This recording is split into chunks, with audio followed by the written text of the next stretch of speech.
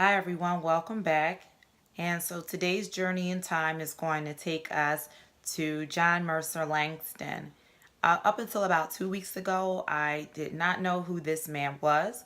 So I have about 4 to 5 pages worth of notes on his life.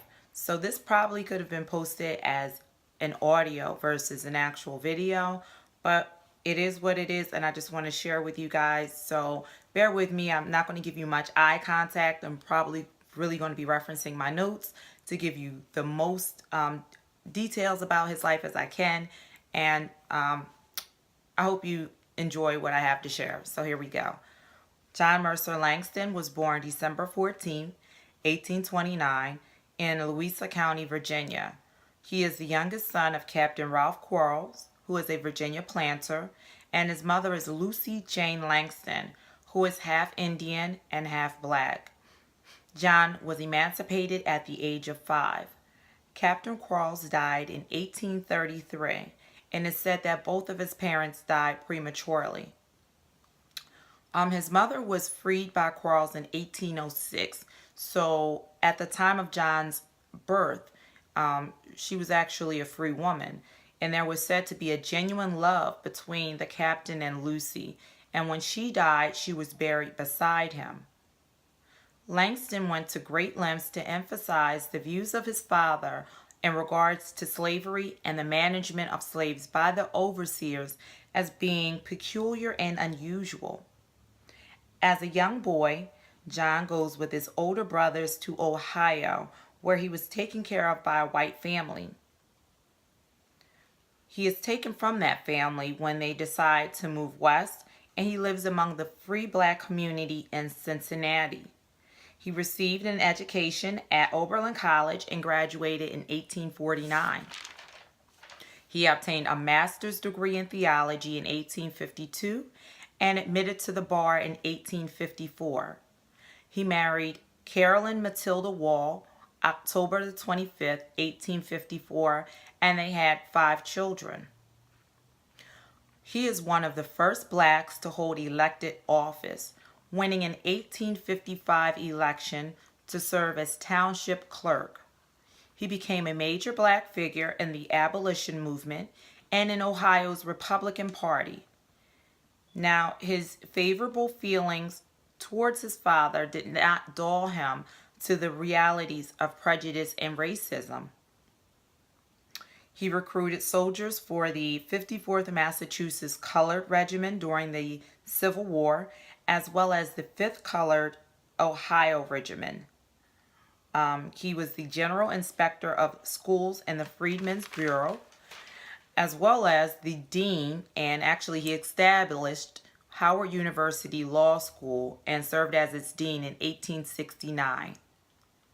President Ulysses S. Grant appointed him to the Board of Health for the District of Columbia in 1871. He served as vice president and president of Howard University from 1873 to 1875.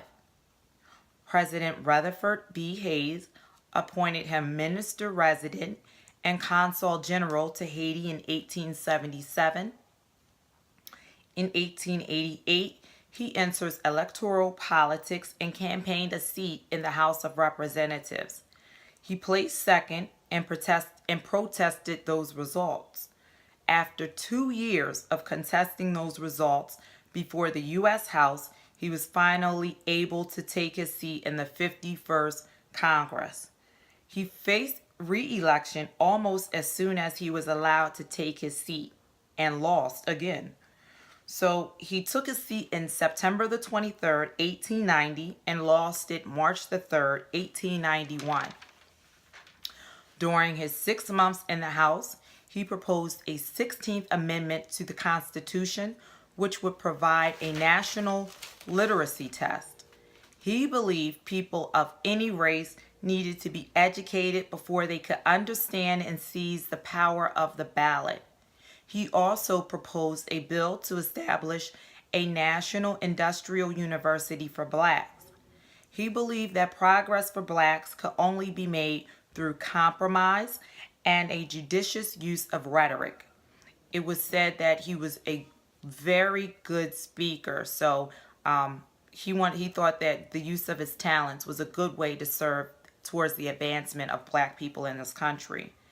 Now, he took issue with Ida B. Wells, who, this is another woman who I really am only familiar with in name alone, but she will definitely be featured on the channel in the near future. So keep her name in your memory. He took issue with Ida B. Wells' message of anti-lynching. He believed her tactic of demanding equality and an end to lynching by questioning the moral character of white women only angered white Southerners. So it's funny when he says questions the moral character of white women. A lot of times black men would be lynched as in the story of Emmett Till by a white woman accusing them of some type of inappropriate behavior or perhaps a sexual assault. So Ida B. Wells was full aware of that type of thing happening even in the 1800s, and she was pretty much calling these women out. But he didn't agree with that tactic. He believed that these types of tactics only exacerbated racial hatred and prevented the advances of blacks towards political and social equality. In 1894, he grants an interview to a white newspaper where he downplayed the violence against blacks for the goal of immediate equality by using accommodationalist rhetoric. I read that at this time that he did this, he granted this interview, he had the list of about 600 names of men who had been lynched in the South. So he really didn't believe in the tactic that Ida B. Wells chose as her avenue of bringing awareness to lynching and the violence against blacks. He thought it would be better to downplay that instead of stirring up such anger in white Southerners against, to stir up even more hatred towards blacks. So he practiced law and spoke on issues of race and political equality until his death on November the 15th, 1897. So John Mercer Langston had a very active life. He had a lot of accomplishments in his life, and he was one of the first black political figures in America. So that is the importance of John Mercer Langston. And could you imagine if social media were around back in the 1800s to see a 2-year stall on a seat? So I thought that was pretty interesting. So I hope you enjoyed this, and come again. Please share, like the videos, and please continue to share, as well as make suggestions. So I appreciate the feedback, and I hope to see you again. Matter of fact, I will see you again next Monday. So bye-bye for now.